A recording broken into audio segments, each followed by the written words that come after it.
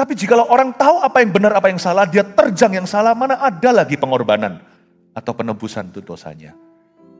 Itulah sebabnya kalau belum terlambat, jangan izinkan nasi menjadi bubur. Jangan buat kesalahan dan kekilafan yang Anda bisa hindari. Anak-anak orang-orang percaya, janganlah mau diciah atau mau diserahkan kalau yang perempuan atau laki-laki juga menikah dengan orang-orang yang tidak beriman kepada Tuhan. Jangan, tegas, gak peduli seberapapun keluarga itu berduit. Janganlah jual anakmu. Saya, gak pedulilah. Karena Kristus itu nomor satu, keselamatan itu tiada nilainya. Tiada ternilai maksudnya. Jangan Anda jual murah lewat pernikahan yang tidak dikehendaki oleh Tuhan.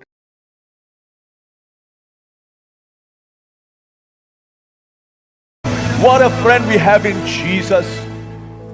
Terima kasih Tuhan, kami punya seorang sahabat yaitu Engkau sendiri, Yesus. Engkau adalah best friend kami. Sahabat kami paling setia, Engkaulah Tuhan. Ajari kami juga menjadi sahabat yang setia buat yang lainnya. Help us, bantu kami to build, untuk bisa membangun persahabatan dengan saudara seiman.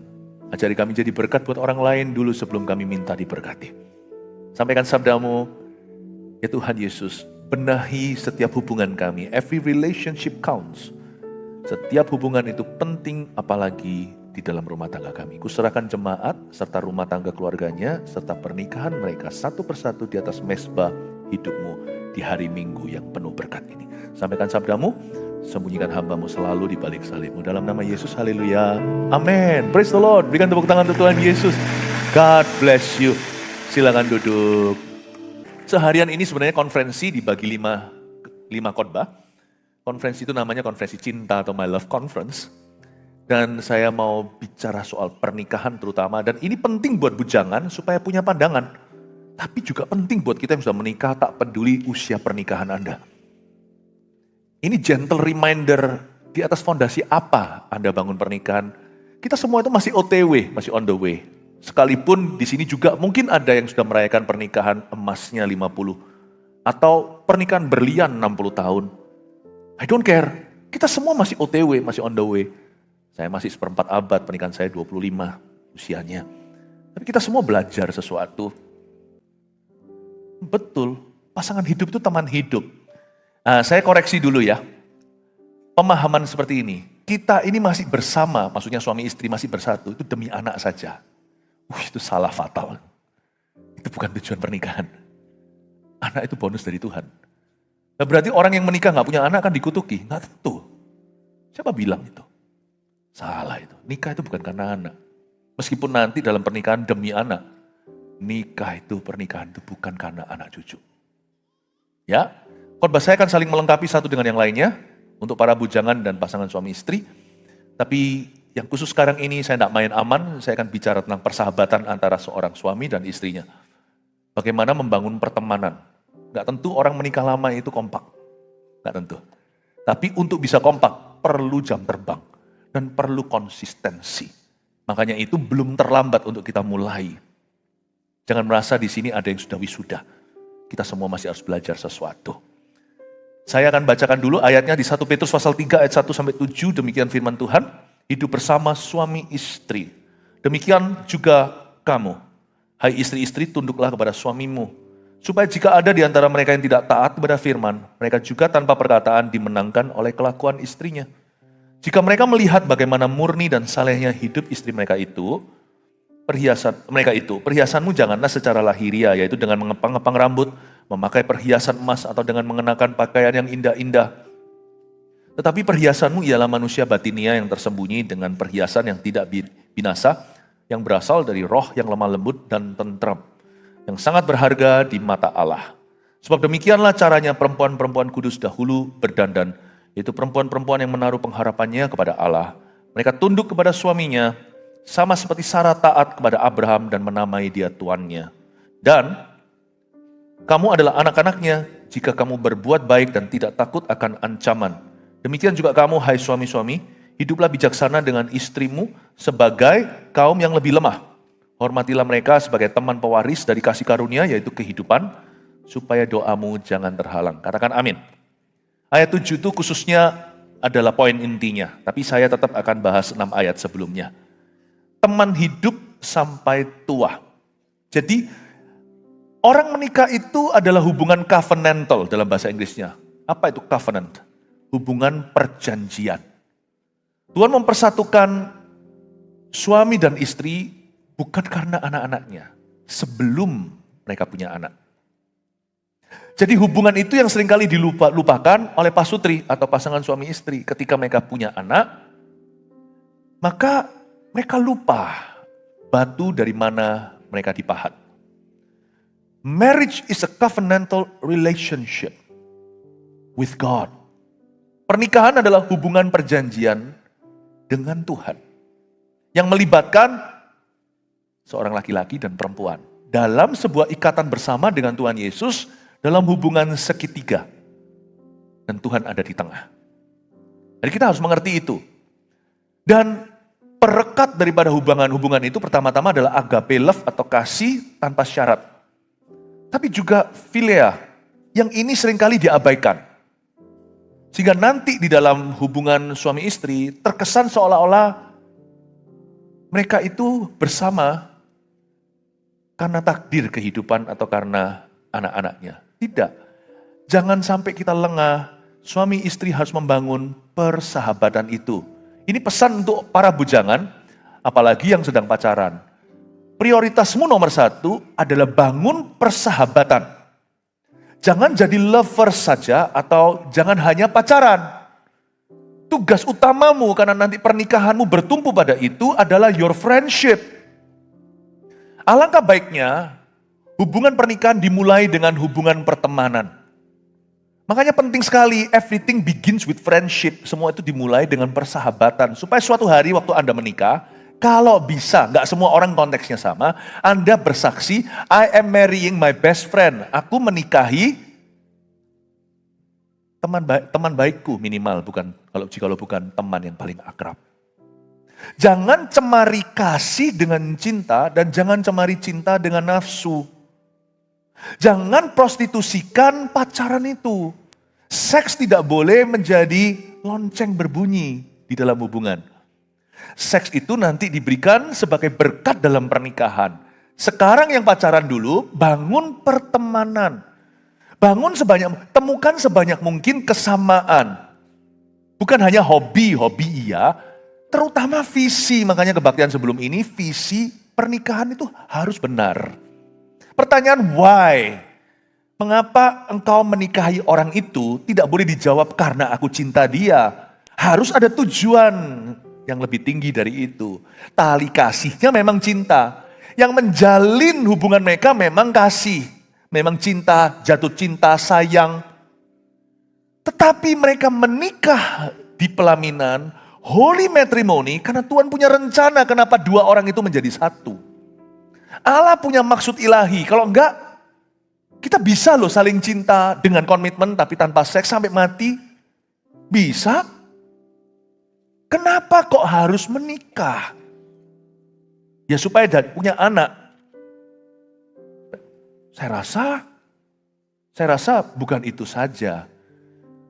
Madu pernikahan itu tidak pada anak cucu kita, tapi pada pernikahan itu sendiri, pada orang yang menikah itu. Dan di sini seringkali kita abaikan. Sehingga suami istri akhirnya hanya seperti saudara seiman. Tapi mereka tidak bangun persahabatan.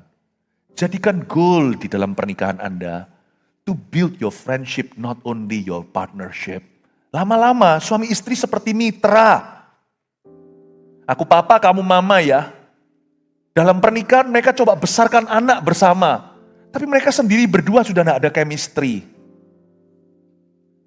Buktinya orang yang cerai juga bisa besarkan anak bersama kok.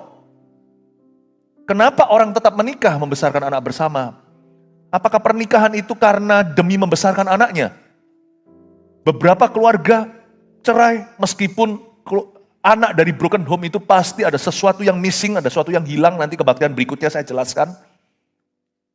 Pasti ada sesuatu yang tidak utuh. Seperti halnya yang diterima oleh anak-anak dari keluarga yang utuh. Ada bedanya. Tapi saya melihat Dari keluarga yang bercerai pun, kalau papa mamanya masih rasa tanggung jawab, mereka mencoba membesarkan anak bersama, tapi dari tempat yang berbeda. Hari apa sama apa ketemu papa, hari apa sama apa ketemu mama. Jadi ternyata nikah itu, suami istri bersatu itu bukan karena anak loh, apalagi karena kerja. Berapa banyak yang hanya karena pekerjaan. Hubungannya jadi seperti kolega. Jangan lupa hari ini saya ingatkan di gereja bahwa suami istri harus membangun philea, friendship, love. Itu harus dibangun. Persahabatan itu. Tapi dulu aku dijodohkan Pastor Philip, aku nggak langsung sama suamiku gimana, atau mungkin seperti Ishak di perjanjian lama sama Abraham. Abraham kan suruh hambanya Eliezer untuk cari jodoh buat putra mahkota. Ketemu tuh, Ishak ketemu sama Rebeka. Lalu ketemu langsung jatuh cinta, mungkin begitu. Langsung menikah loh mereka itu. Langsung menikah nggak lama-lama, apalagi di kebudayaan Timur Tengah, itu ketemu minggu depan langsung kawin. Zaman dulu gak rumit ya, orang malah awet ya, aneh. Yang dijodohkan gitu jadi awet, sekarang yang milih sendiri, cerai-cerai melulu.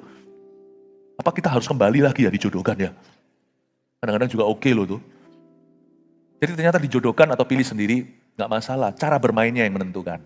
Apakah Anda komitmen, pakai tapal kuda, gak lihat kiri kanan, dan fokus pada pasanganmu, dan bangun komunikasi dengan dia, jalan. Dijodohkan kayak atau pilih sendiri, jalan. Mau dijodohkan atau pilih sendiri, kalau Anda tidak punya peraturan, gak ada peraturan mainnya, tapal kuda dibuka, ada opsi-opsi yang lainnya, berikan padaku hari ini istriku secukupnya. Ya nggak jalan lah saudara, nggak akan pernah cukup ya kan, tambah kaya kan, mau banyak gandengannya. Istri tambah cantik, apalagi kalau suaminya tambah tua, kalau Anda tidak membiarkan hati Anda jinak, mau liar ya sih tidak ada batasnya. Zaman sekarang loh, perempuan juga bisa sama gilanya sama laki-laki. Semua itu tergantung sih cara bermainnya. Jadi ternyata kalau Anda tidak memulai pernikahan Anda sebagai best friend dulu, belum terlambat. Anda masih bisa bangun your friendship in your marriage. Masih bisa bangun pertemananmu, persahabatanmu dalam pernikahanmu. Jangan hanya jadi partner, seolah-olah partner bisnis. Banyakan suami istri itu ngomongnya cuma bisnis melulu. Ya itu oke sih. Tapi kalau itu saja, takut-takutnya nanti suatu hari kalau Anda pensiun, Anda cerai. Kalau ngomongnya melulu tentang anaknya melulu, si istri juga gak mau berdandan untuk suaminya, pokoknya demi anak aja, wes pokoknya. Saya gak anti daster. Tapi kalau roll-rollan dan daster terus, ya kan Pak? Terus habis itu selendangnya itu ya gak mau kalah, itu selendang batik yang hijau ungu itu. Merah lagi, merah jambon. Semua itu pakai ya oke lah untuk suatu waktu ya kan, tapi kalau terus-terusan begitu kan kasihan suamimu. Akhirnya cuma jadi, oh McDonald had a farm, iya yo. Seperti peternakan dan anak saja, gak pernah bicara yang lainnya, melulu tentang anak. Takutnya nanti kalau anak sudah punya pasangan dan mereka sudah punya rumah tangga, Anda kan kaget, siapa orang ini, who are you? Padahal istrinya, suami juga bisa, dia juga bisa lihat suaminya, siapa pria ini, asing, jauh. Dan di situ nanti di akhir hidupmu, Anda lonely. Tujuan menikah itu adalah supaya kamu mempunyai teman pewaris dari kasih karunia ayat 7. Yaitu kehidupan. Suami dan istri itu teman hidup dalam kasih karunia Allah, mewarisi kehidupan mereka berdua yang adalah satu, lepas dari anak-anaknya. God has called them to be the best of friends. Tuhan memanggil mereka untuk menjadi best friends. Bahkan di Taman Eden belum punya Habil, belum punya Kain, Adam dan Hawa adalah teman. Tapi mereka juga adalah kekasih. Pahami ini, poin ini dulu sebelum saya akan bahas 6 ayat atasnya. Jangan sampai kita menikah, yang sudah menikah hanya demi anak. Dan demikian pula orang pacaran seringkali tidak mengenal pacarnya karena terlalu seksual. Jadi hanya fisik dan badan, itu nanti clogging. Kalau belum apa-apa, seks di tengah, Anda tidak bisa kenal jiwanya. Belum terjadi persatuan jiwanya, sudah bersatu tubuhnya atau persetubuhan. Jangan. Apapun yang bukan jiwa batinnya orang itu mengganggu sebelum waktu. Dan itu akan membuatmu tidak kenal. Bahaya. Kalau pacaran bisa mencuri sesuatu yang bukan miliknya, sekalipun dia mencurinya dari dirimu. Kalau dia bisa mencurinya dari dirimu, suatu hari dia bisa mencurinya di belakangmu. perempuan harus pinter lah. Kalau lakinya ajak dia berbuat yang nafsu, dia mau. Bodoh perempuan itu. Ingatlah sekarang dia mencurinya darimu. From you, in your body, dari badanmu. Suatu hari, once a thief, forever a thief, ya kan? Sekali pencuri tetap pencuri. Anda harus tahu loh siapa yang Anda nikahi. Kalau tidak nikah sama orang itu Anda rugi. Wong dia sudah sampel you kok. Sorry ya bahasanya, dia sudah mensampel Anda. Kalau dia tidak nikahi Anda, itu sama dengan barang sudah dibuka segelnya nggak dibeli. Kan ada tulisannya di toko itu. Memecahkan berarti membelinya. Rugi. Perempuan itu selalu rugi. Yang pintar yang wanita, ajari itu anak-anak perempuan dan cucu Anda. Tapi kalau dipaksakan menikah nggak cinta gimana? Hanya nafsu. Waduh, nggak ada win-win solusi. Lose-lose semua, kalah semua. Tapi kalau seumpamanya akhirnya dipaksakan kawin, nggak akan ada rasa aman. Seumur hidup wanita itu tahu kalau dia dulu mencuri sama aku karena bodiku. Sekarang waktu bodiku sudah tidak membody lagi, paham maksud saya? Kalau bodiku sudah nggak gitar, dia pasti ke toko gitar. Dia bisa mencurinya dariku, dia bisa mencurinya dari orang lain tanpa ku tahu. Once a thief, forever a thief. Respeklah pada laki-laki yang tidak berani mencurinya darimu. Karena nanti waktu kau tidak lihat, dia tidak akan mencurinya di belakangmu. Be thankful. Bodoh perempuan yang mau digituin sama laki-laki. Sama-sama mau kok, bodoh. Karena engkau yang rugi. Understood? Bisa memahami ini ya, nangkap ya. Laki-laki juga sama lah. Guys, lihat saya sebentar. Kalau sampai cewek yang kau gandeng itu, wanita itu sebelum kau jadikan istri, dia mau. Good luck your children, they will call her mom.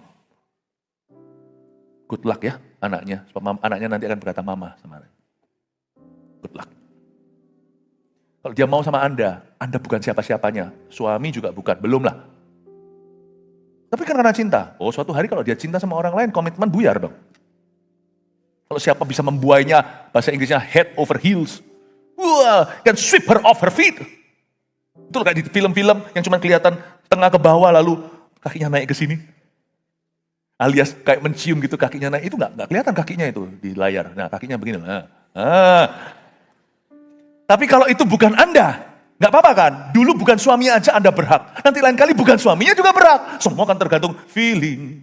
Nothing more than feeling. Hati-hati. Feeling bisa menyesatkan. Wanita punya perasaan itu bisa kompleks. Semua tergantung.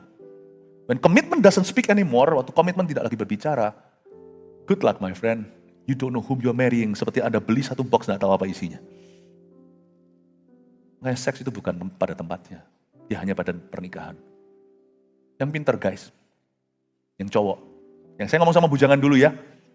Izin Bapak Ibu yang sudah menikah, saya ngomong sama anak-anak Anda dulu. Tapi juga saya ngomong sama Anda loh, sama-sama semuanya. Kalau fondasinya salah, kebaktian satu saya ajari tadi, belum telat untuk mengoreksinya. Saya ingin untuk kita mengerti satu hal ini. Laki-laki, kalau perempuannya sudah mau, nanti waktu dia sungguh-sungguh mau menjalin sesuatu yang serius, respeknya udah turun. Aduh, bahasa saya mungkin agak vulgar, tapi tolong dipahami. Karena zaman ini sekarang tidak ada yang terlalu vulgar, karena dunia lebih vulgar. Barang bekas sudah tidak lagi dihargai seperti apa. Sorry ya. Apa bedanya sih nanti pada waktu menikah, terus malam pengantin, kalau sebelumnya malam-malamnya sudah kayak pengantin, tapi bukan pengantin. What's the difference? Seksualitas itu seumur hidup, sama satu orang tidak boleh sama orang lain. Jangan tergesa-gesa lah. Menggebu-gebu di depan, di belakang nanti malas-malas. Yang udah menikah mah, ngerti maksud saya. Lebih baik tenang aja di depan, rajin di belakang. Karena itu anak-anak muda yang menikah demi seks, Anda salah total. Seks yang Anda dambakan dalam pernikahan akan menjadi kerangkeng Anda kalau nafsumu tidak mati hari ini. Tangkap ini ya Bapak Ibu Saudara. Semoga saya bicara kebenaran yang resonates, yang sungguh-sungguh berdering di dalam hati. Sebab suara-suara seperti ini harus didengarkan bak suara Nabi. Karena Nabi bersabda, firman Tuhan diberitakan. Saya berdoa supaya kita mendapat perspektif bagi para bujangan ini berbicara, bagi orang-orang menikah juga berbicara. Ayat 1, Demikian juga kamu, hai istri-istri, tunduklah kepada suamimu, supaya jika ada di antara mereka yang tidak taat kepada firman, mereka juga tanpa perkataan dimenangkan oleh kelakuan istrinya. Dimulai dengan suatu situasi negatif dulu. Ini jomplang, yaitu seorang istri, seorang wanita yang menikah dengan seorang laki-laki yang belum dimenangkan. Ini pernikahan campur, yaitu Kristen dan non-Kristen. Alkitab itu sangat realistis, dan Petrus pun mengajarkan. Saya percaya Petrus tidak mengajarkan ini kepada pasangan yang masih pacaran, kalian boleh menikah dengan orang yang non-Kristen atau yang tidak beriman kepada Tuhan, pada Tuhan Yesus. Enggak. Ayat ini untuk memberikan tumpuan kaki bagi pernikahan yang diselamatkan salah satunya. Dua-dua dulu non-believers, dua-dua dulu bukan orang percaya. Lalu pemberitaan Injil di abad mula-mula, Petrus kan yang nulis ini. Lalu istrinya bertobat, suaminya enggak. Nah ini ayat untuk itu. Ayat ini tidak menjadi pembenaran untuk orang yang semerta-merta melanggar firman Tuhan secara sengaja. Ini ayat adalah untuk situasi rumah tangga yang jomplang iman. Sehingga Petrus memberi tumpuan kaki untuk berharap. Tapi jikalau orang tahu apa yang benar, apa yang salah, dia terjang yang salah, mana ada lagi pengorbanan atau penebusan untuk dosanya. Itulah sebabnya kalau belum terlambat, jangan izinkan nasi menjadi bubur. Jangan buat kesalahan dan kekilafan yang Anda bisa hindari. Anak-anak orang-orang percaya, janganlah mau diciah atau mau diserahkan, kalau yang perempuan atau laki-laki juga menikah dengan orang-orang yang tidak beriman kepada Tuhan. Jangan, tegas, gak peduli seberapapun keluarga itu berduit.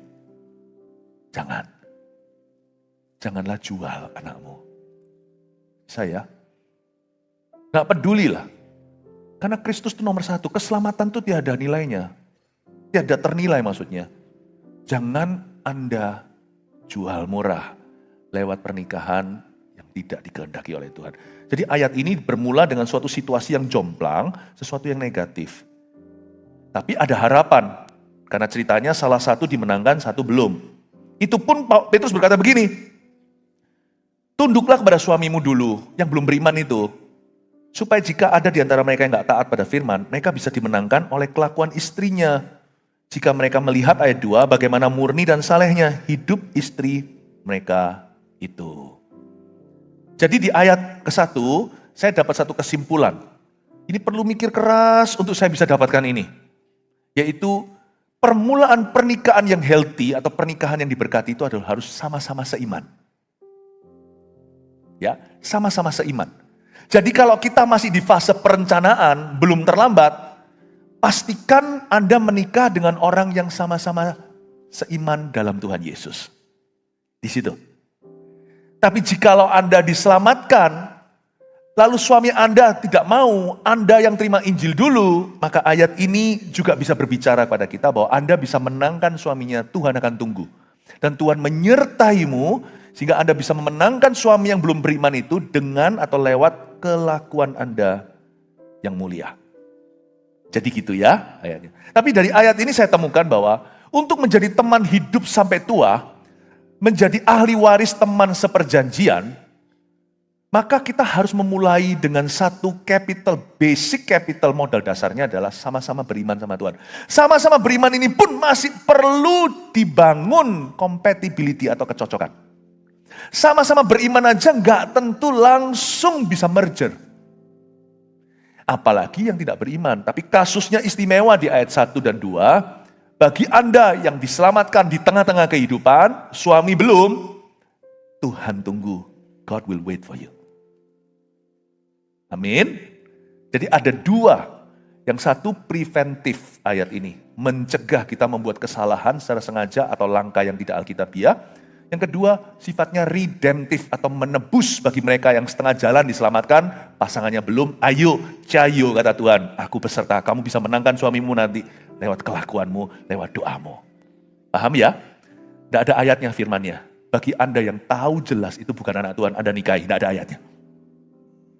Tapi dalam kasus-kasus di hidup ini, di masyarakat, ada pula beberapa yang akhirnya berhasil memenangkan. Tapi tidak sedikit yang justru anak Tuhan itu yang terhilang setelah itu. Lebih banyak malahan.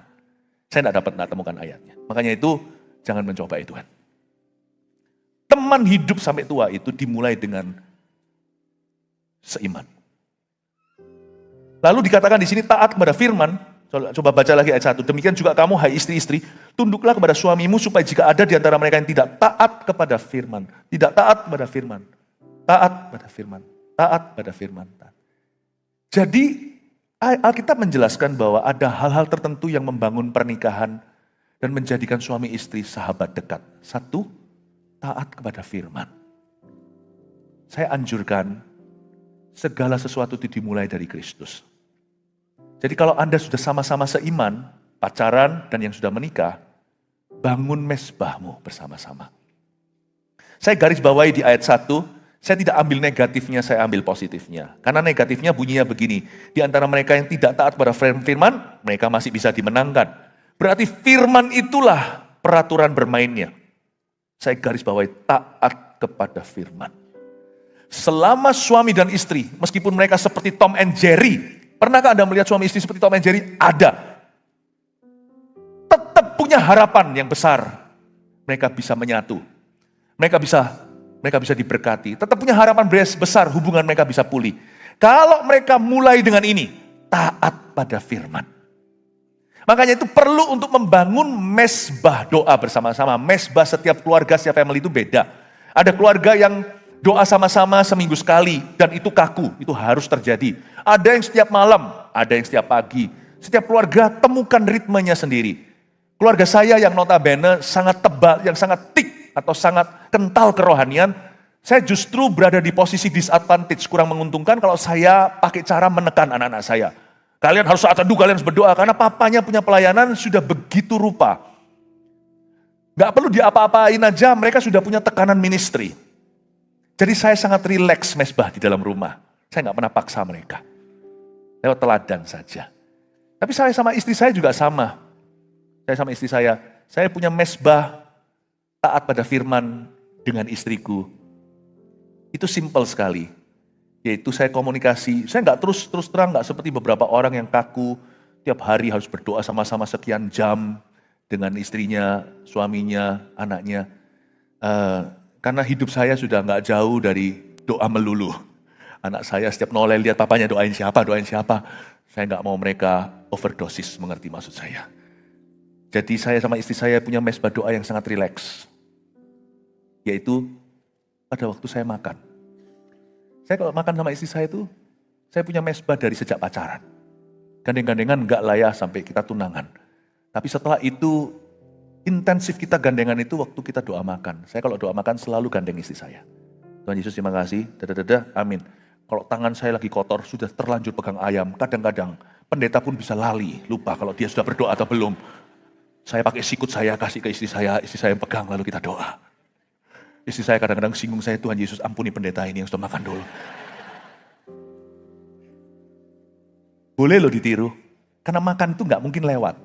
Doa kadang-kadang saya pulang keletihan, dipaksakan doa 1 jam, setengah jam sama istri saya lagi. Nah tentu bisa, tidak realistis dalam kehidupan kami. Apakah saya kurang rohani? Enggak sih. Kami punya mezbah doa sendiri-sendiri, tapi mezbah bersamanya itu selalu ketemu makan. Saya gak pernah lupa untuk gandengan. Dan waktu saya nyetir mobil, kecuali kalau di highway, kalau di tol, saya selalu gandeng istri saya. 1 tangan, kalau lagi pelan ya, kalau cepat jangan nanti tabrakan. Saya selalu gandengan tangan. Kadang-kadang saya cuma berkata, kita kayak gini ya gandengan sampai tua ya. Iya. Terus kadang-kadang istri saya yang lebih realistis berkata, oke sekarang kamu tangannya taruh di setir. Sudah mulai masuk ke highway, sudah masuk ke dalam tol. Oh iya. Karena aku mau ikut kamu. Selama mungkin di sini gak mau cepet-cepet kita sama-sama ke surga sekarang. Ya baik. You see, persahabatan dimulai dengan kemesraan rohani. Bangun kemesraan rohanimu, cari tradisimu, buat sendiri tradisi. Setiap keluarga, setiap pernikahan itu seperti pabrik parfum yang customize. Anda masuk, lihat rempah sendiri, masukkan sendiri, Anda lebih mau peppery, yang lebih pedas-pedas gitu, atau lebih oak seperti bau-bau bakar begitu, atau yang lebih lembut seperti vanili. Up to you my friend. Temukan kemesraan rohanimu. Harus dimulai dari itu. Makanya itu kasihan orang yang menikah dengan orang non-Kristen. Meskipun mereka bisa sangat akrab dekat, tapi akan ada bedanya. Ada satu dunia yang mereka tidak bisa masuki bersama. Dan itu kasihan sekali. Bahkan jangankan non-Kristen, beda gereja aja suami dan istri kalau ada, beda visi aja terasa loh. Gak bisa share sukacitaku. Aku ngalami kemenangan di sini, suaminya main game gak mau tahu. Tapi kalau hal lain mereka bisa bicara, tapi sukacita rohani tidak bisa bersama. Kasihan loh. Membangun menjadi teman hidup seumur hidup yang langgeng, itu dimulai dengan menemukan kemesraan rohani. Kemesraan ini janganlah cepat berlalu. Gak tahu lagu apa itu. Yang tahu pasti sudah cukup tua. Tahu kan Pak? Ya usianya berapa saya gak tanya. Kemesraan ini janganlah cepat berlalu. Temukan kemesraan rohanimu. Dan itu bisa dimulai dari pacaran. Kemesraan rohani. Saya sama istri saya itu sejak pacaran, tentunya sudah diketahui kedua belah pihak orang tua, kami dapat restu dulu. Saya bilang, mulai sekarang ya, kita kalau mau makan kita gandengan ya, kita doa. Ya. Kita kalau sampai nanti Tuhan kita menikah, Tuhan izinkan, kita teruskan ini tradisinya. Saya temukan, Anda boleh contoh silakan. Enggak ya enggak apa-apa, temukan kemesraan rohanimu. You harus temukan kemesraan rohanimu dengan istrimu. Ini term baru, kemesraan rohani. Enggak pernah dengar nih. Ini enggak ada di drama Korea, karena Korea punya drama hanyalah kemesraan. Kemesraan mereka hanya kemesraan cinta. Kemesraan yang saya maksudkan kemesraan kasih. Saya enggak mungkin pada waktu saya makan gandeng tangan, lalu habis itu saya gandeng tangan orang lain. Itu adalah kemesraan rohani, tapi yang saya tidak bisa bagi dengan orang lain kecuali istri. Temukan. Peduli amat ada anak enggak di sana. Anda temukan sesuatu yang eksklusif, just the both of you. Dan itu kalau Anda preserve dan Anda pelihara sampai masa tua, itu akan menjadi your covenant with God. Jadi perjanjianmu dengan Tuhan. Amin? Ya? Itu. Jadi dimulai dengan taat kepada firman. Lalu ayat 2, jika mereka melihat bagaimana murni dan salehnya hidup istri mereka itu. Ini adalah masih bicara tentang memenangkan suami. Dan suaminya kalau melihat murni dan salehnya hidup istri, suaminya itu akan bertobat, kata firman di sini. Berarti murni dan saleh itu bukan hanya mencelikkan mata dan memenangkan orang berdosa. Murni dan saleh dalam konteks pernikahan, hidup bersama suami istri, juga membangun pernikahan. Ingat sesuatu, tulis ini, accountability, not the other way around, builds marriage. Yang namanya akuntabilitas, mempertahankan kepercayaan pasangan. Trust issue itu harus selesai dimulai dari you and me, dari kita. Jangan suruh orang lain percaya. Kamu kok gak percaya sih? Orang yang kayak gitu itu jangan dipercaya, yang memaksa-maksa orang lain untuk percaya, apalagi pakai jabatannya. Aku pendeta loh, kalau kamu gak percaya. Gak usah. Percaya itu alami, kalau Anda bisa dipercayai. Accountability, murni dan saleh itu integritas. Itu membangun pernikahan. Karena itu apa yang dibangun bertahun-tahun, jangan sampai diruntuhkan dalam satu hari. Tapi pernikahan yang pernah dikhianati, perselingkuhan contohnya, apakah bisa pulih? Bisa. Kalau Anda berhenti berbuat dosa. Pertobatan dan waktu bisa menyembuhkan. Dalam hal ini, time could heal. Misalnya suami istri ada satu yang selingkuh. Gak bisa pulih kalau selingkuh terus. Satu titik harus berhenti seperti wanita berzina yang tertangkap basah. Dan Yesus berkata, aku pun gak menghukummu, go and sin no more. Pergi dan jangan berbuat dosa lagi. Jadi sebenarnya nasi jadi bubur pun, bubur masih bisa jadi berkat. Kalau bubur itu diserahkan ke tangan yang tepat.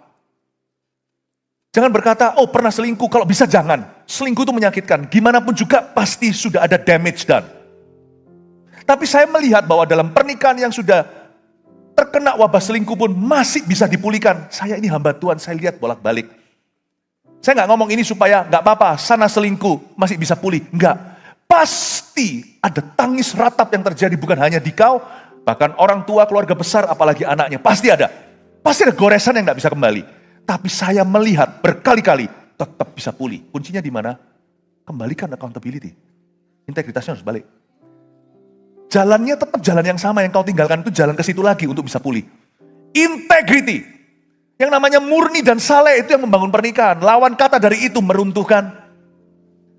Jadi kalau sampai ada orang melanggar integritasnya, si suami tidak percaya atau istrinya tidak percaya, tergantung siapa yang selingkuh di sini.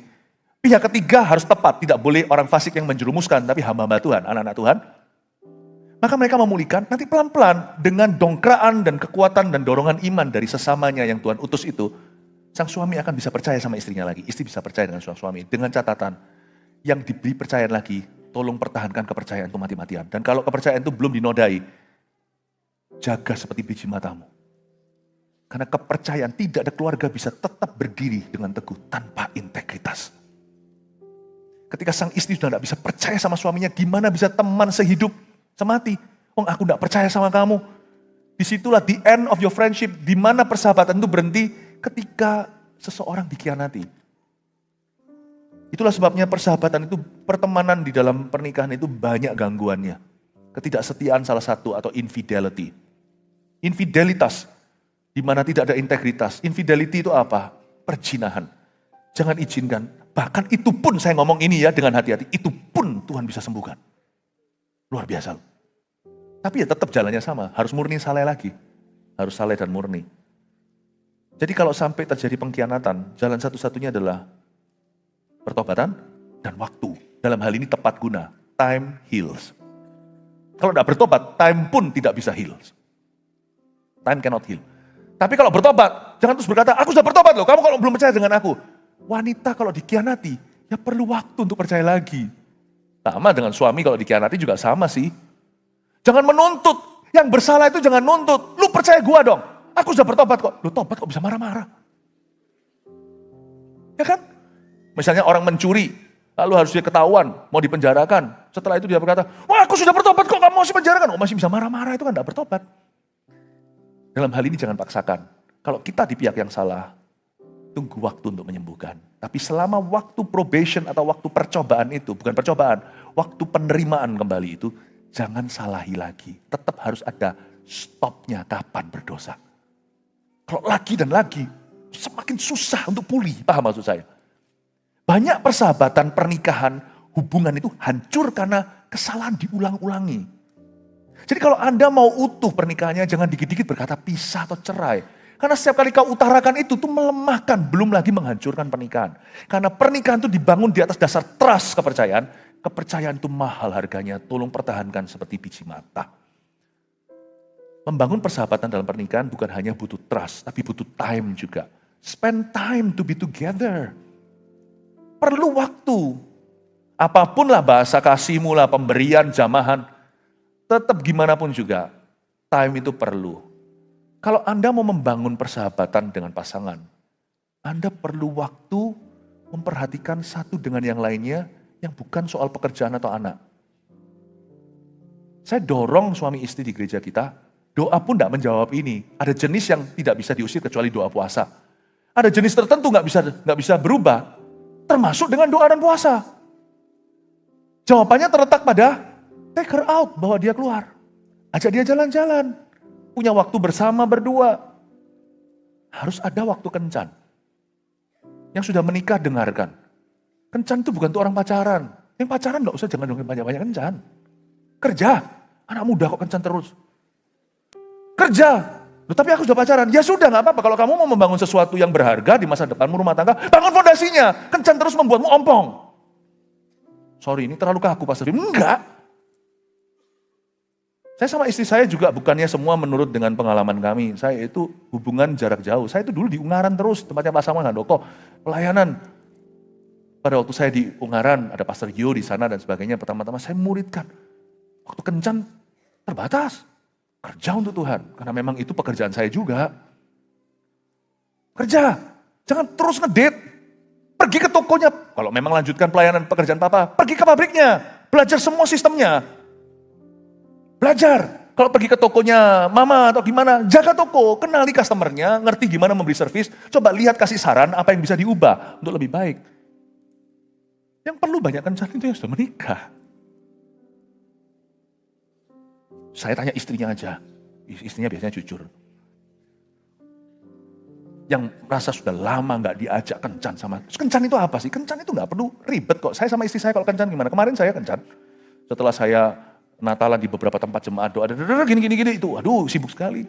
Pulang mandi dulu, saya ajak istri saya cuman muter-muter aja, mobil muter-muter gitu ya, jalan-jalan. Ya, gak usah tahu lah, gak usah lihat saya gitu ngomong apa, gak perlu tahu. Why do you need to know? Cari sendiri storymu. Jalan-jalan, ngobrol-ngobrol, wah ngalor ngidul, ngobrol macam-macam, sungguhan. I realize more and more, saya semakin menyadari bahwa, if the world kalau suddenly disappear, seluruh dunia ini hilang. Selama saya bersama dengan pasangan saya, istri saya itu, saya tidak akan kesepian. Ngobrol macam-macam. Saya bisa bicara, saya kencan tuh nggak perlu lama, quality time, waktu bersama. Coba di sini, istrinya tolong laporkan ke gembalanya sekarang. Yang merasa suaminya udah lama nggak ajak dia kencan, nggak usah mahal-mahal, makan fine dining, nggak perlu ngemper pun jadi. Sesuaikan dengan ekonomi. Tapi siapa di sini istri-istrinya berkata, suamiku udah lama nggak ngajak aku kencan. Saya gembalanya punya tongkat, punya gada. Anda jangan angkat tangan, nanti jadi perhatian. Tapi kalau memang Anda istri-istri yang merasa lama nggak diajak kencan sama suaminya, tolong bersin, haji. Ya sudah, saya percaya Anda terima pesan ini. Suami perhatikan istrinya, istri juga jangan terlalu sibuk. Pikirannya kerja melulu, harus ada waktu, seminggu sekali kayak apa kayak. Realistis lah, 2 minggu sekali, jangan lebih dari itulah. 2 sabat, masa nggak ada 1? Ya, amin. Siapa di sini merasa tertolong dengan apa yang sampaikan? Katakan amin. Oh, sedikit aja. Kalau gitu jangan diajak kencan. Biarin dia kerja melulu. Ya, enggak. Siapa di sini yang diberkati? Katakan amin. Kasih tepuk tangan untuk Tuhan Yesus. Kita lihat sebentar ya di ayat 6. Lompat aja. Sama seperti Sarah taat kepada Abraham dan menamai dia tuannya. Dan kamu adalah anak-anaknya jika kamu berbuat baik dan tidak takut akan ancaman. Di ayat-ayat atas tadi yang kita baca, Sarah disuruh pakai roh yang lemah lembut dan tentram. Udahlah, kita sudah jelaskan tadi integritas dan karakter. Sekarang kita akan melihat hubungan suami istri itu ternyata bukan hanya kekasih loh kalau menurut ayat ini. Abraham dan Sarah jadi patronnya, sama seperti Sarah taat kepada Abraham dan menamai dia tuannya. Wah, ini feminis bisa marah ini. Tapi di zaman itu, zaman perjanjian Allah, perjanjian lama itu bukan ditiadakan, malah digenapi dalam Kristus. Karena sekarang kita tidak di bawah hukum Taurat, tapi di bawah hukum kasih. Lebih dari itu, saya tidak mau pukul anak saya bukan karena saya takut dipolisikan. Saya tidak pukul anak saya karena saya takut melukainya. Hukum kasih itu lebih tinggi, gak perlu mata polisi. Oke? Kita mengasihi pasangan kita bukan karena harus, kita mengasihi dia karena kita menghargai dia dari Kristus. Dan kalau kita baca sekarang, Sarah itu menganggap Abraham tuannya, bahkan memanggil dia tuannya. Ini besar sekali. Berarti hubungan suami dan istri itu sangat sakral sekali. Hubungan mereka itu rohani, bukan hanya sepasang kekasih. Tapi seimbang, Tuhan tidak tekan wanitanya, kamu jadikan suamimu tuannya. Makanya itu, seorang istri yang suka mempermalukan suaminya di depan umum, apalagi suka ceritakan keburukannya, dan selalu aja speak down ya. Lalu habis itu masih menuntut dia jadi imam. Yang dia salahi bukan suami, yang dia salahi adalah Tuhan. Tuhan yang suruh Sarah memanggil Abraham itu tuannya, my master. Istri harus tunduk sama suami, sekalipun sekarang tidak populer pengajaran itu. Tunduk itu bukan karena terpaksa, tunduk itu karena kita menghargai Kristus. Wanita sekarang emansipasi, pintar-pintar lagi. Kalau Anda tunduk, itu bukan karena Anda butuh. Karena Anda sendiri bisa buka pintu, nggak perlu dibukakan ya kan. Tapi kalau Anda tunduk, itu supaya wanita tersebut yang tunduk pada suaminya menjadi seperti Kristus. Tundukmu itu because of Christ. Itulah sebabnya seorang wanita nggak peduli kalau Anda itu punya income lebih tinggi dari laki-laki. Jangan pernah merendahkan priamu. Karena selama Anda tidak lebih tinggi dari Kristus, Kristus menyuruhmu untuk tunduk pada suamimu. Tunduklah. Dan Sarah taat pada Abraham dan menamai dia tuannya. Saya nggak bisa jelaskan panjang lebar tunduk ini artinya apa, karena saya mau banyak lebih mengajarkan tentang pertemanan, persahabatan. Tapi nggak ada persahabatan bisa langgeng kalau istrinya itu selalu menjambal. Nggak bisa pertemanan itu berhasil kalau istrinya itu selalu serang suaminya dan tidak honoring. Ada satu hukum yang tidak bisa diabaikan, supaya hubungan Anda suami istri itu diberkati, dari dua sisi ada kontribusi. Dari wanita mesti secara sengaja tunduk kepada suaminya. Tunduk itu bukan berarti seperti Ocean gitu, jalan di belakang. Nggak tahu Oshin ya. Tunduk itu nggak selalu bicara tentang dijajah. Siapa bilang tunduk itu dijajah? Kalau Anda baca ayat berikutnya, kita lihat ayat 7. Demikian juga kamu, hai suami-suami, eng ini. Hiduplah bijaksana dengan istrimu. Tuhan beritahu, hei suami, make your wife your world. Wow. Hiduplah bijaksana dengan istrimu, to live wisely. Itu bukan hanya wisdom, bijaksana. Tapi sang suami disuruh jadikan istrinya itu primadonanya. Jadikan istrimu duniamu. Karena ketika dia menikah denganmu, dia sudah masuk dalam duniamu. Kasihan dia lenyap. Karena dia sudah memberi diri. Dia sudah masuk nih ceritanya. Jadikan dia duniamu. Janganlah seorang suami yang sudah menikah dengan istrinya punya dunia sendiri. Me time boleh. Tapi bukan sebagai substitusi atau sebagai pengganti. No. Sudah gak ada your friend, my friend, temanmu, temanku. Keluargamu, keluargaku, ada sorokan tersembunyi. Ada secret drawer, gak ada. Ini temanku, gak ada. Sebagai suami, saya sebagai suami, kalau saya dalam pertemanan saya dengan siapapun, karena dia best friend saya, kalau dia keberatan sama siapa saja, apalagi kalau istri kita bukan yang tipenya jealousan, saya tidak perlu mikir 2 kali. Saya rela merusak hubungan saya dengan siapapun, demi orang yang Tuhan percayakan dalam hidup saya. Gak perlu. Kalau istri Anda ada cemburu, apalagi kalau Anda memberi alasan untuk cemburu.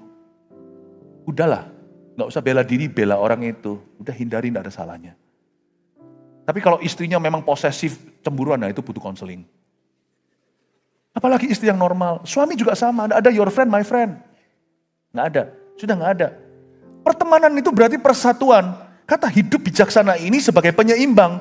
Kalau tadi Sarah disuruh menyebut Abraham tuannya, suami disuruh jadikan istrinya, suami disuruh untuk menjadikan istrinya dunianya. A man should adore his wife. Bukan berarti halalkan semua cara. Adam juga harus tahu batasnya. Batasnya di Tuhan. Menyenangkan istri tidak dengan harga ini. Dengan mendukakan Roh Kudus, tidak. Saya ngomongin semua konteksnya di dalam Tuhan ya. Di dalam Tuhan, bukan against Tuhan. Bukan Tuhan atau istri. Kalau Tuhan sama istri, Anda tahu pilih siapa? Pilih Tuhan. Ayub diberitahu sama istrinya, dipaksa lagi. Bisikan bantal itu berkuasa. Direksi apa. Kalau istrinya yang bisikan dari ranjang, itu jauh lebih pengaruh. Coba lihat Esther itu. Mau lebih hebat gimana pun pejabat. Esther ngomong sama Raja Ahasiweros. Nggak bisa apa-apa, Raja tetap. Karena itu istri harus jaga dan bangun kerohanianmu. Ibadah tadi nggak perlu saya ulangi. Istri itu punya pengaruh. Nggak tepat sih orang berkata laki adalah kepala, istri adalah lehernya. Saya nggak suka dengan alegori itu, dengan ilustrasi itu. Nggak tepat sih. Kepala yang bisa ditekuk-tekuk leher kanan kiri, kepala itu nggak berpendirian. Ayub itu adalah kepala. Sekalipun dia kasih istrinya berkata, kutuki Allahmu. Dia berkata, hush woman, zip, be quiet. Be quiet. God gives, God takes away, blessed be the name of the Lord. Tuhan memberi, Tuhan mengambil, terpujilah nama Tuhan. Itu dia. Siapa bilang laki adalah kepala, istri adalah gulu? Enggak ya. Makanya itu istri harus bangun kerohanian karena Anda pengaruh. Meskipun Anda bukan gulu atau bukan lehernya. Dengar baik-baik. Nah, ayat ini nanti yang kebaktian sebelumnya saya tidak perlu bahas, Anda dengar sendirilah. Tapi intinya di sini saya jelaskan bahwa seorang dalam pernikahan yang bahagia harusnya mama itu di-adore. Di dalam setiap keluarga. Ibu itu disanjung. Dan anak-anak gimana menghormati ibunya, tergantung bagaimana papa mencintai mamanya. Seorang laki-laki harus senang kalau ditanya, papa sama mama siapa lebih cinta? Ditanya anaknya gitu. Anak kalau jawab papa, Anda punya PR. Anda kalau jawab mama, yang suaminya bisa berkata, puji Tuhan. Papa harus nomor 2. Karena keluargamu sudah duniamu, marganya dia juga sudah margamu. Dia sudah kehilangan yang besar. Masa Anda kalah di perlombaan kecil, gak mau ngalah. Suami itu harus selalu kalah. Bukan dalam keputusan yang benar. Tapi mengalah. Keluarga yang bahagia itu kelihatan seperti ini. Papanya adore. Anak-anak dan papanya sama-sama sangat adore. Sangat menyanjung maminya. Itu bagus. Gak apa-apa guys kalau yang cowok kita selalu kalah. Kalau misalnya gempa bumi, Kamu tolong papa dulu, tolong mama dulu. Kalau anaknya berkata, tolong papa dulu. Anda punya PR, ajari anak untuk cinta mama. Tapi kalau anak berkata, nggak apa-apa, papa yang jatuh ke jurang. Nah, Anda ketawa aja, nggak usah masuk hati. Laki-laki kok berperasaan begitu? Tertawa aja, hahaha, awas lo ya. Udah gitu aja, tapi jangan ada hard feeling, you see. Itu keluarga healthy. Woman, karena dia memberi diri. Engkau sudah jadi dunianya. Biar dia disanjung. Anak itu akan lihat.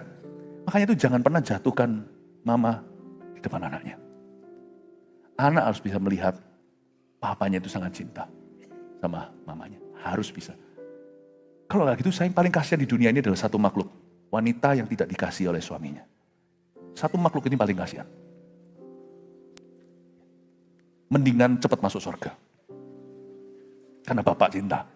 Nggak dicintai suami itu terasa lama hidup di bumi. Betul ya? Saya ini ngomong kayak ngawang di udara, nggak ada amin kayak, nggak ada. Hah? Gimana sih? Mau ditolong atau enggak? Amin, amin. Hiduplah bijaksana dengan istrimu, that's it. Do you see it? Do you see that verse? Udah lihat gak ayat itu? Hiduplah bijaksana dengan istrimu, that's it. Hiduplah ngalah. Dan ayat ini bagus. Sebagai kaum yang lebih lemah. Jangan marah dulu yang perempuan. Ada perempuan yang gak punya rasa aman, dikit-dikit merasa kok kalah aku sama laki-laki. Gak apa-apa loh. Kita semua saling ngalah kok. Perempuan ngalah bagiannya, laki ngalah bagiannya. Saya kan sudah jelaskan. Sebagai kaum yang lebih lemah. Kata sebagai kaum yang lebih lemah itu bukan berarti less intelligent. Gak sepinter, gak sekuat, gak tentu loh. Gak tentu. Perempuan itu kuat. Saya baru sadari perempuan itu kuat gimana. Saya pegang, panas gitu aja mengeluh. Istri saya langsung pegang.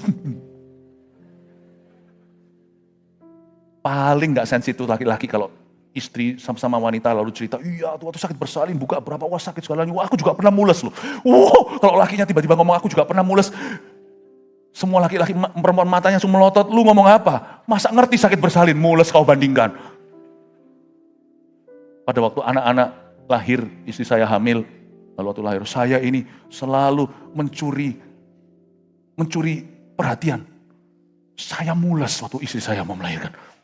Saya yang bolak-balik kayak mau pingsan. Jangan-jangan nanti saya ganggu proses persalinan. Laki itu selalu kurang sensitif, perempuan itu kuat loh. Mereka tahan sakit. Kenapa yang melahirkan kita? Anak saya tuh kecil dulu saya beritahu gini, dia percaya. Tapi waktu besar tahu sendiri. Kamu, Koko sama Cici lahir dari mami, kamu dari daddy. Oh iya, dari mana? Untung bukan saya yang melahirkan, saya bisa mati dalam persalinan karena laki-laki tidak kuat tahan sakit. Siapa bilang perempuan lebih lemah? Kata lebih lemah sini itu bicara tentang status ilahi. Do you know that? Kalau Sarah menyebut Abram tuannya, tahu nggak Tuhan Abram pernah menyebut Sarah apa? Anakku. Baca itu di perjanjian lama. Saya tekankan di gereja kita, orang yang pacaran laki-laki adalah imamnya. Dan kalau sudah menikah, hello. Hai suami, istrimu adalah anak rohanimu. Setiap suami adalah bapak rohani bagi istrinya. Makanya itu kalau tiba-tiba dalam konflik itu ingat ini. Trust issue itu akan selesai sendiri. Perasaan tidak bisa ngalah itu karena merasa equal atau superior. Merasa setara. Tapi kalau kita melihat diri kita dari cara pandang yang beda, pada waktu kita lagi misalnya sedang ada konflik dengan pasangan, laki-laki gak usah digembar-gemborkan. Aku bapak rohanimu, bapak rohani yang sungguh gak akan gembar-gembor sana sini. Tapi dalam hatimu simpan di situ. Lord, ajarku mengalah, karena aku adalah bapak rohani bagi keluarga ini. Kalau kita melihat setara, susah untuk ngalah. Tapi kalau kita sama anak kan gampang ngalah. Paham ya? Kalau sama makanan, sama saudara, tarik-tarikan. Tapi kalau anak sendiri nanti, kenapa sibling, saudara, bisa lebih nggak bisa ngalah. Tapi ketika mereka punya anak, langsung ngalah sama anak. Ayo. Karena anak itu otomatis membuat kita lebih lumrah ngalah, lebih rela. Ya sana kamu yang makan, nggak apa-apa. Kalau adik kakaknya mungkin dia masih berkata, repotin aja. Tapi kalau anak, langsung otomatis dia berikan. If you can think that way guys, kalau laki-laki bisa berpikir seperti itu. Bukan kita nih tuan. Tuan itu dari sisi wanita melihat kita tuannya. Tapi dari sisi laki-laki. Anakku. Dia anak rohaniku. Bukan berarti dia lebih rohani. Tapi ini bicara tentang posisi sacrificially, posisi berkorban. Kalau kita bisa melihat itu, hubungan kita lebih tidak rawan konflik. Dan konflik pun kita bisa cari solusinya tanpa perasaan hard feeling. Sadarkah Anda bahwa Anda adalah bapak rohaninya? Tapi saya tidak pandai khotbah. Istri saya kalau khotbah, wah gak berhenti. Siapa bilang bapak rohani itu selalu khotbah? Itu karunia untuk pelayanan. Bapak rohani itu sifat. Coba perhatikan, pulang dari sini yang suka bentrokan di rumah. Mana ada papa tarik-tarikan mainan sama anaknya? Punya aku, rebutan es krim sama anaknya. Kenapa kita kok rebutan siapa benar? Apa susahnya kita dengar? Oke. Ya sudah, aku coba ngerti. Aku belum ngerti sekarang. Aku coba ngerti. Bisakah kita lebih cool? Karena kita adalah Bapak. Amin. Ya, itu membuat beda loh cara kita berpikir. Hormatilah mereka sebagai teman pewaris dari kasih karunia, yaitu kehidupan. Supaya doamu jangan terhalang. Luar biasa loh. Doa kita pun bergantung pada hubungan kita dengan pasangan. 3 poin ini saya berikan. Dan semoga ini jadi berkat untuk supaya Anda suami istri bisa menjadi teman hidup langgeng sampai tua. Kita termasuk saya. Dan juga semoga yang pacaran bisa punya visi dari Tuhan. Oh iya ya, ternyata Tuhan kasih aku teman, yaitu pewaris, teman hidup pewaris kasih karunia. Aku tidak boleh cacati dia. Aku tidak boleh celah dia dan buka celah. Yang pertama tulis ini, bangunlah pernikahan demi pasangan dan Tuhan, bukan demi anak. Sorry ya anak-anak, 2/3 anak saya ada di sini. I have loved your mom before I knew you. Your mom has loved me before she loved you. And we will still continue to love each other after you're gone. Saya rasa itu perlu untuk kita terapkan. Bangunlah pernikahan demi pasangan dan Tuhan, bukan demi anak. Tulis itu. 2. Hubungan suami istri itu rohani ternyata. Di samping mereka juga adalah kekasih. Tadi saya kasih contohnya dari Abraham dan Sarah. Selain kita adalah saudara seiman, rekan pelayanan, kita juga Tuan, jangan berkata, ayo panggil aku Tuan. Pulang dari sini jangan gituin istri ya. Dia dari dirinya, bukan dari dirimu. Tidak perlu panggilan gitu buat risih. Tapi intinya itu kehidupan, itu adalah hubungan rohani. Dan anak rohani, kita ini bapak rohani, itu dia. 3, komunikasi yang lebih baik harus disengaja, intentional communication. Harus. Komunikasi yang lebih baik harus sengaja agar jadi teman hidup sampai tua. Carilah hal-hal yang bisa dibicarakan. Orang yang pacaran bicarakan apapun tapi jangan bicarakan seks ya. Nanti masuk dalam pencobaan itu enggak urusanmu. Itu urusan papa mamanya. Bukan urusan Anda. Ya. Kalau Anda percaya yang Tuhan kasih dalam hidupmu, dalam pacaran ini, itu dari Tuhan dan you have to trust Jesus. Nggak usah mengorek-ngorek lebih lanjut, telinga panas tidak perlu diisi. Jadi, bicarakan hal-hal lain, temukan sesuatu. Makanya itu suami istri harus kaya dalam hubungannya. Bukan hanya hal-hal itu, tapi isi dengan hal-hal yang lain. Terutama hal-hal yang dari atas datangnya, hal-hal yang mulia. Miliki, temukan misimu bersama. Jangan melulu tentang dirimu, temukan makna. Mulai pacaran tuh, yang menikah juga belum terlambat. Harus intentional communication. Pernahkah Anda punya teman yang dekat tapi sudah lama tidak berhubungan? Lalu waktu ketemu juga canggung lagi, rasa awkward. Ya kan, ternyata hubungan itu alive, hidup. Jadi hubungan kalau dipupuk, dia semakin dekat. Hubungan kalau diabaikan, dia makin lama makin renggang. Suami istri juga sama. Yang namanya komunikasi, itu harus dibangun dengan sengaja. Dan dibangun dengan baik, supaya jadi teman hidup sampai lama. Komunikasi itu bisa range-nya ya. Jaraknya itu bisa ada yang receh sampai kualitas. Wanita biasanya kalau yang intelektualnya tinggi, mereka juga nggak bisa digombalin. Gombal itu seperti apa? Saya mengutip ya, saya nggak pinter gitu. Tapi yang lalu dalam suatu pertemuan anak-anak CG gitu, salah satu TL kasih contoh gombal itu seperti apa, saya tiru. Loh, ya ini komunikasi bisa diterapkan, tapi nggak tentu berhasil di setiap pernikahan. Karena banyak pernikahan itu intelektual. Loh, kenapa? Tunjuk. Kamu tadi make up pakai spidol ya? Nah, ini langsung di video nih, viral nih. Kamu pakai spidol ya? Enggak, kenapa? Ini belepotan ya? Bukan, kok cantiknya permanen? Yang gini itu berhasil sama Anda. Kalau saya ceritakan sama istri saya berkata, ada-ada aja. Pertemanan itu bisa dibangun dengan hal lucu. Receh itu nggak selalu berhasil. Tapi receh kalau bisa mencairkan suasana, monggo silakan. Tapi lebih tepatnya, gaya komunikasi yang saya mau sarankan, di poin ketiga tadi ini komunikasi yang lebih baik, belajar terapkan empati. Empati tidak sama dengan simpati. Istri marah, kita ikut marah. Kita bukan bawa air, malah bawa minyak. Jangan.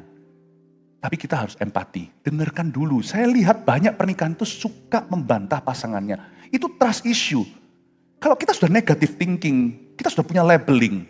Kalau kita sudah judgmental, susah loh orang itu kalau sudah kita kasih status, identitas khusus. Udah gak bisa, apapun aja selalu salah dan selalu miring. Istriku biasa gitu emosian. Anda gak akan bisa beranjak dari itu, eman sayang. Gak bisa bangun komunikasi, setiap kali ada isu, itu kesempatan bagus untuk Anda menjalin persahabatan dan semakin erat sampai masa tua. Karena itu saya sarankan, kalau semuanya istrinya bicara dulu, saya kasih contoh, empati dulu dengarkan. Meskipun seringkali berseberangan, lawan tuh di dalam dirimu yang seringkali selalu diskriminasi sama istri, atau sebaliknya sama suami, dengarkan dulu. Istri juga bisa loh, suamiku ini selalu duniawi, logika terus. Kadang-kadang logikanya betul Anda mesti dengar dulu. Jangan semua lawan atas nama pelayanan, atau yang suami, istriku tuh selalu emosian. Dengar dulu, empati Tuhan kasih kita, 2 telinga, 1 bibir itu tujuannya itu. Hendaklah kamu lamban untuk marah. Lambat untuk berbicara, lebih lambat lagi untuk marah, tapi lebih cepat untuk mendengar. Selalu Anda mulai dengan empati. Waktu Anda masuk dalam quality talk atau pembicaraan kualitas, Anda mulai dengan empati dan affirm. Dari 10 yang dia katakan mungkin Anda tidak setuju. Kalau dulu diskriminasi 10-10 Anda langsung batalkan. Coba bekerja keras. Anda harus bergerak ke arah istri, bukan bergerak menjauhi lewat conversation atau pembicaraan itu. Dari 10 itu masa nggak ada satu yang objektif sih kalau Anda pikirkan sungguh-sungguh. Misalnya kalau Anda selalu merasa istri Anda subjektif. Dengarkan masih nggak ada satu. Kalau Anda bisa temukan 1 hari ini, minggu depan mungkin Anda ketemu 2, ketemu 3. Always work your best untuk steer yourself in her direction. Dan bukan berarti kita jadi seperti istri, tanpa kata istri bukan. Tapi kalau dua-dua bertumbuh dalam iman, mesbah ada. Tuhan pegang kendali dalam hubungan itu. Percayalah, besi menajamkan besi, suami dan istri akan saling menajamkan. Empati, dan dari 1 yang Anda temukan 2 atau 3, kasih afirmasi. Kamu betul itu. Ini betul.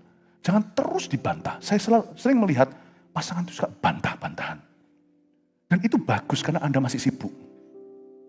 Nanti itu bisa jadi PR kemudian hari, itu susah kemudian. Janganlah. Kalau bantah-bantahan itu di ayat 1, jompang iman, ya saya ngerti. Tapi kalau sudah dua-dua dalam Tuhan, bekerjasamalah untuk mendatangkan persatuan. Carilah common ground. Ini bukan kopi ya maksudnya ya. Amin Bapak Ibu. Empati dan afirmasi. Lalu habis itu, ini gak pernah gagal komunikasi ini. Selalu mulai dengan how are you. Tapi pernahkah Anda ketemu orang yang berkata, apa kabar? Anda baru mau cerita kabar Anda, dia langsung cerita dari sisinya. Jadi kamu tadi tanya itu basa-basi, yes. Tapi kalau Anda tanya sungguh-sungguh, sekalipun Anda tidak punya common ground, tidak punya posisi sama, tapi kalau Anda tanyanya tulus hati, hey, apa kabar? Kalau dia cerita, nanti akan terbuka area-area persatuan yang akan mendekatkan. Kalau Anda tunjukkan interest, atau tunjukkan ketertarikan terhadap apa yang dia alami. Bukan dengan penghakiman, tapi dengan kepedulian. Di situ akan muncul conversation, pembicaraan-pembicaraan yang membangunmu. Dan dari situ Tuhan akan munculkan much grace, karena disitulah keluar kalimat ini. Pewaris kasih karunia. Kasih karunia itu ada dalam komunikasi yang jalan. Komunikasi yang dibangun. Komunikasi yang positif. Komunikasi yang disengaja. Komunikasi yang ada Tuhan di dalamnya. Amin Bapak Ibu Saudara. Itulah sebabnya banyak pekerjaan tidak bisa diberkati. Karena suami istri tidak kompak. Itulah sebabnya banyak anak-anak yang tidak tahu jalan kemana. Karena papa mama tidak punya pendirian. In your communication, in the days to come, di hari-hari yang kemudian, akan ada kasih karunia. Dan suami istri, pewaris. 1 pewaris kanan, 1 pewaris kiri. Gandeng tangan, mereka adalah teman hidup. Dan banyak yang mereka bicarakan. I pray in Jesus' name. Supaya komunikasi suami istri di tempat ini makin hari, makin lama, makin kuat. Dan dimulai dari yang pacaran, komunikasinya kudus dan benar sampai Anda di pelaminan. God bless you. Love you and may your families be blessed. Mari kita semua bangkit berdiri. Terima kasih Tuhan, terpujilah nama